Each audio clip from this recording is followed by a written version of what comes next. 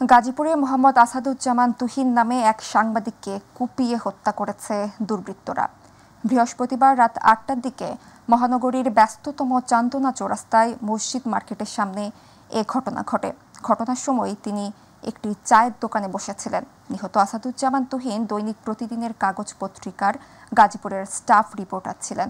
স্থানীয় সূত্রে জানা গেছে, আসাদুজ্জামান তুহিন রাত ৮টার দিকে নিজ ফেসবুকে একটি ভিডিও পোস্ট করে লিখেন, যেমন খুশি তেমন রাস্তা পার হওয়া দৃশ্য, গাজীপুর চৌরাস্তা। এরপর তিনি মসজিদ মার্কেটের সামনে একটি চায়ের দোকানে বসে চা পান করছিলেন।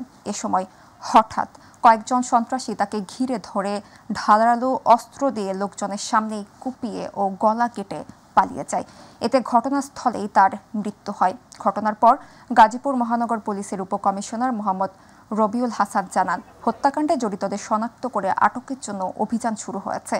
গাজীপুর মেট্রোপলিটন পুলিশের বাসন থানার ভারপ্রাপ্ত কর্মকর্তা মোহাম্মদ শাহিন খান জানান, খবর পেয়ে পুলিশ নিহতদের মরদেহ উদ্ধার করে মর্গে পাঠিয়েছে। তবে কারা কী কারণে এ হত্যাকাণ্ড ঘটিয়েছে তা জানার চেষ্টা চলছে। সাংবাদিক আসাদুজ্জামান তুহিন, তাকে কে বা কারা দুষ্কৃতিকারী কুপিয়ে হত্যা করেছে। আমরা এখানে আসার পরে কিছু তথ্য পেয়েছি, ভিডিও ফুটেজ পেয়েছি।